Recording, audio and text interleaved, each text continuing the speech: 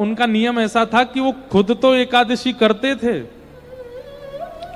घूम घूम के देखते और थे कौन अन्न खा रहा है। अगर उनको कोई अन्न खाता हुआ दिख जाता था तो उसके हाथ पांव पकड़ लेते थे, हाथ जोड़ते, सौगंध दे देते, अन्न नहीं खाओगे। अरे भाई तुम्हारी एकादशी तुम ही कर लो, हमसे क्यों करवा रहे हो? नहीं नहीं नहीं नहीं, मेरी एकादशी का यही नियम है कि मैं खुद भी नहीं खाऊंगा, किसी को भी नहीं खाने दूंगा। ऐसे श्री नामदेव जी,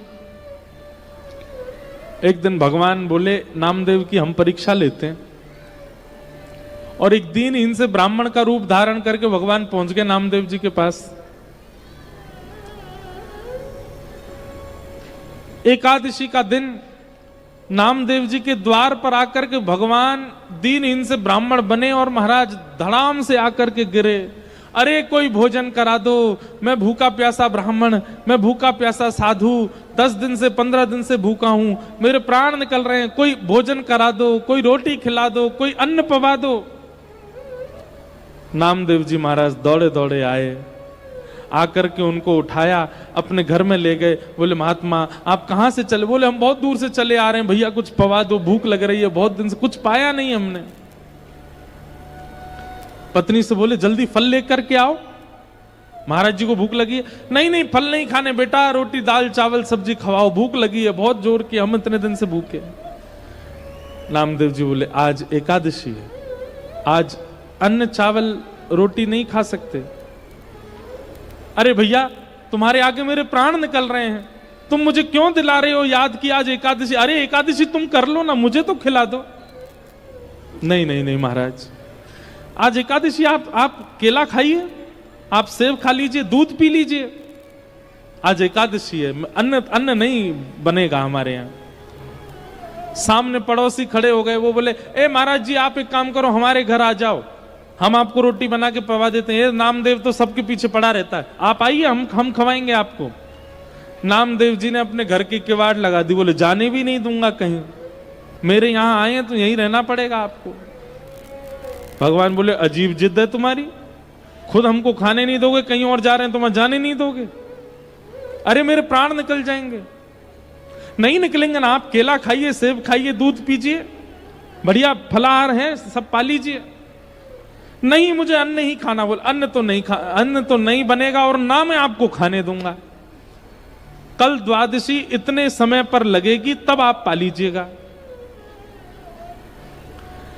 ब्राह्मण देवता बोले मेरे प्राण निकल रहे हैं, मैं अभी प्राण त्याग दूंगा। नामदेव जी बोले इससे अच्छा क्या होगा, एकादशी के दिन प्राण निकलेंगे, सीधे वैकुंठ जाओगे। ब्राह्मण बोले बड़े विचित्र आदमी हो यार तुम, हम मर जाएं कोई दिक्कत नहीं। बोले नहीं दिक्कत तो है, लेकिन हम आपके प्राण को बचाने के लिए फल दे रहे हैं ना, आपको पा लीजिए। भगवान पड़े गए चक्कर में। थोड़ी देर तो ठाकुर जी रोए, थोड़ी देर जो बहाना किया, लेकिन थोड़ी देर बाद भगवान ने कहा अब इसकी अग्नि परीक्षा लूं। और चलते चलते ठाकुर जी मूर्छित होकर के गिर गए, और जैसे एक व्यक्ति प्राण त्यागते समय श्वास लेता है वैसे लेने लगे, अब ये खिला देगा। लेकिन नामदेव जी हाथ जोड़ करके नाम संकीर्तन करते रहे। अपनी पत्नी से कहा देवी तुम भी करो। जय हो महाराज जी।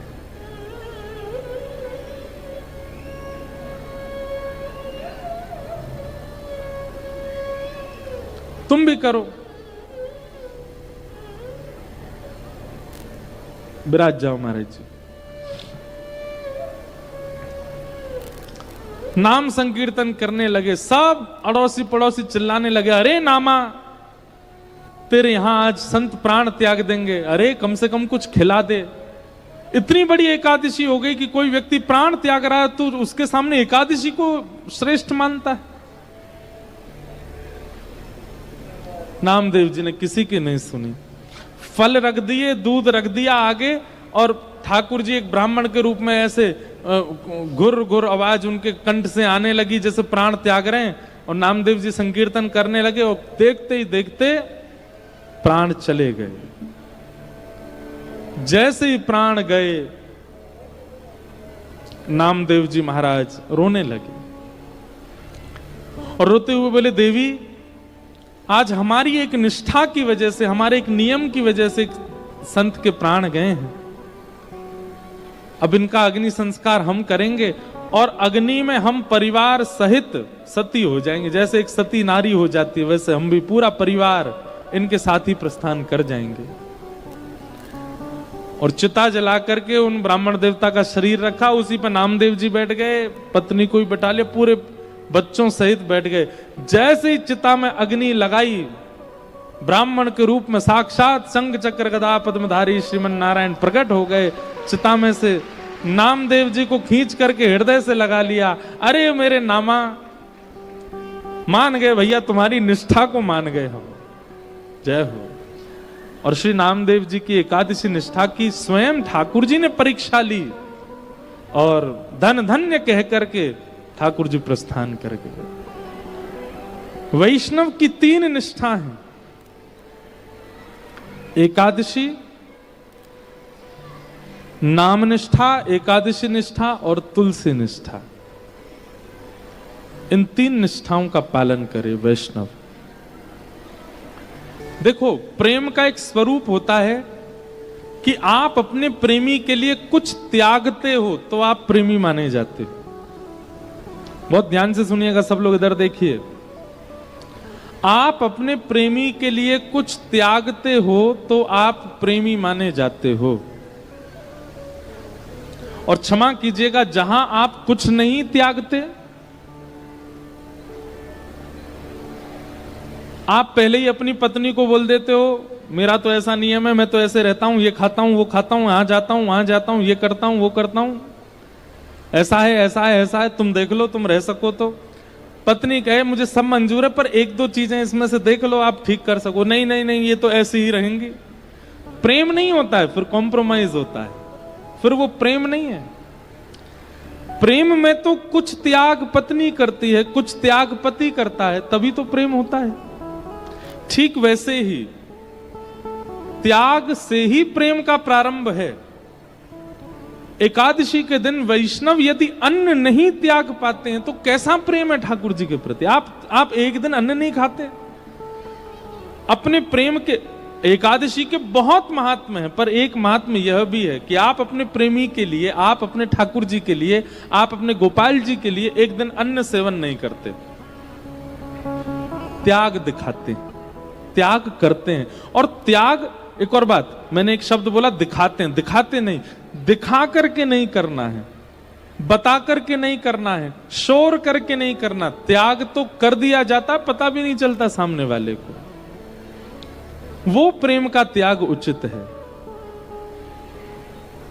आप सौभाग्य मान करके अन्न मत पाया कीजिए एकादशी के दिन, कोई जबरदस्ती नहीं। आज तो एकादशी खाना ही नहीं है मुझको, मेरे सामने अन्न मत खाना, मन कर जाएगा नहीं तो मेरा, ए रोटी मत खा, चल उधर जाके खा, मुझे दिखाई नहीं देना चाहिए, ऐसी एकादशी नहीं।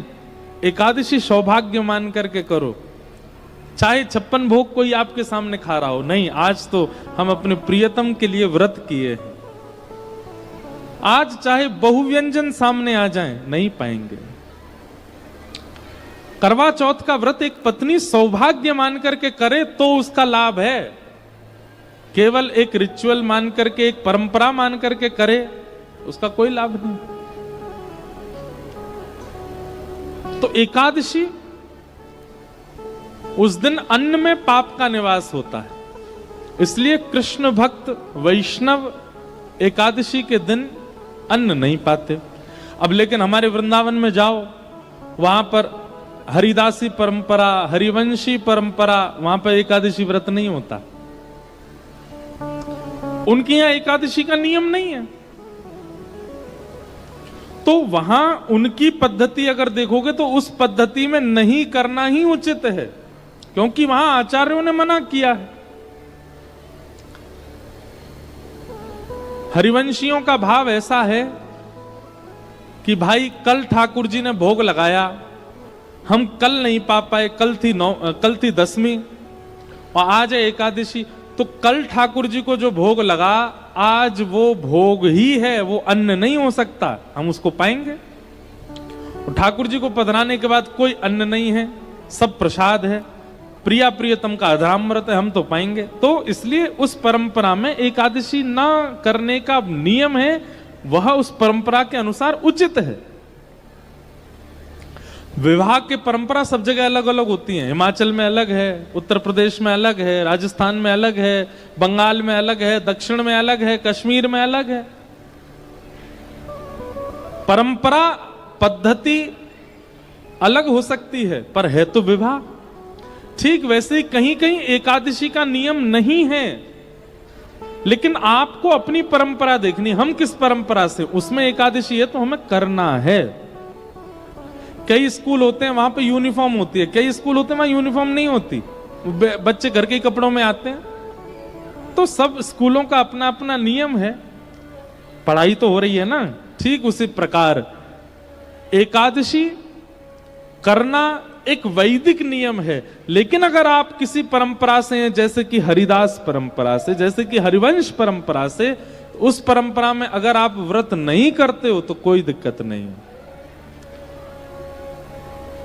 आज तो बहुत ही हल्ला कर रहे हैं पीछे वाले, कोई उनको कह दो भैया ने शांति हो जाए तो हम धीमे धीमे कथा सुना दें।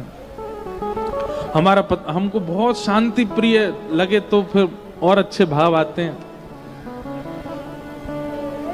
कोई पीछे वाले हो तो कह देना, और कोई बोल रहा हो तो आप अगल बगल में कह दो भैया ने शांत है जाओ। ऊपर वाले भी पीछे जा जाके बोल रहे हो भैया शांति से बैठो सब। तो अब जैसे जगन्नाथपुरी में भी एकादशी नहीं होती, वहां एकादशी का भाव अलग है। जगन्नाथपुरी में एकादशी क्यों नहीं होती? सुनो, जगन्नाथपुरी में अगर आप होटल में खा रहे हो, जगन्नाथपुरी में बाहर रेस्टोरेंट में खा रहे हो एकादशी के दिन, तो पाप लगेगा आपको। लेकिन जगन्नाथपुरी में अगर एकादशी वाले दिन मंदिर का महाप्रसाद अगर आप पा रहे हो तो कोई दोष नहीं है। क्यों? क्योंकि श्री जगन्नाथपुरी में ऐसी भावना है कि श्री क्षेत्र में रसोई जो है वो लक्ष्मी ही बनाती है। वहां कोई मानव लक्ष्मी सिद्ध नहीं करता। श्री क्षेत्र जगन्नाथपुरी में रसोई लक्ष्मी ही बनाती हैं, और लक्ष्मी के हाथों बना गया जो प्रसाद है उसमें कभी पाप निवास नहीं कर सकता। इसलिए एकादशी के दिन वहां पर कोई पाप नहीं। बल्कि ऐसा कहते हैं कि अगर एकादशी के दिन आप जगन्नाथपुरी में हो तो और दिन से ज्यादा पाओ, आकंठ पाओ। अब दूसरी बात, चाहे हरिवंश परंपरा हो, चाहे हरिदास परंपरा हो, चाहे हमारे जगन्नाथपुरी की परंपरा हो, इन तीनों परंपराओं में एकादशी के दिन आप चावल खा रहे हैं, आप दाल खा रहे हैं, आप अन्न खा रहे हैं, ऐसी भावना अगर चित्त में रखोगे तो अपराध लगेगा। आप प्रसाद पा रहे हो तो अपराध नहीं लगेगा। उसके प्रति अन्न की बुद्धि नहीं होनी चाहिए। समझ रहे हैं बात को? चावल के प्रति अन्न की बुद्धि नहीं। अब यहां पर पास में ज्वालामुखी देवी हैं, दर्शन किए सबने? आपके तो यहीं किए हैं तो करते ही होंगे, हम तो कभी कभी करते हैं। इस बार तो नहीं जा पाए, इस बार तो बगुलामुखी गए, कांगड़ा गए, हमारी कुलदेवी को प्रणाम करने गए, चिंतपूर्णी ज्वाला जी नहीं गए, नहीं तो हर बार जाते हैं। अब ज्वालामुखी मंदिर में ज्वाला प्रकट होती है, उसको कोई अग्नि नहीं मानता, उसको सब देवी मानते हैं, और सब ऐसे स्पर्श करते हैं, थोड़ी थोड़ी ज्वाला जो जहां से लौ उठ रही होती वहां से स्पर्श करके माथे से लगाते हैं, ये भाव रखते हैं कि ये देवी ही हैं। अगर व्यवहार दृष्टि से देखोगे तो अग्नि है, लेकिन भाव दृष्टि से देखोगे तो देवी है। ठीक वैसे ही एकादशी के दिन अगर आप जगन्नाथपुरी में हो और आपने व्यवहार दृष्टि से देखा, थोड़े भैया चावल दे दो, थोड़ी दाल दे दो, तो अपराध लगेगा आपको। महाप्रसाद ठाकुर जी का अधरामृत है, इस भाव से पाओगे तो आपको अपराध नहीं लगेगा। उसके प्रति धातु बुद्धि नहीं रखनी है, उसके प्रति व्यंजन बुद्धि नहीं रखनी है, उसके प्रति अन्न बुद्धि नहीं रखनी है, प्रसाद बुद्धि रखो, नहीं लगेगा। एकादशी करनी चाहिए, लेकिन जगन्नाथपुरी में हो तो कोई बात नहीं, हरिदास और हरिवंश परंपरा में हो तो कोई बात नहीं, अन्य किसी परंपरा में हो तो आपको एकादशी करनी ही चाहिए। वैष्णव की 3 निष्ठा होती हैं, तुलसी निष्ठा, नाम निष्ठा और एकादशी निष्ठा।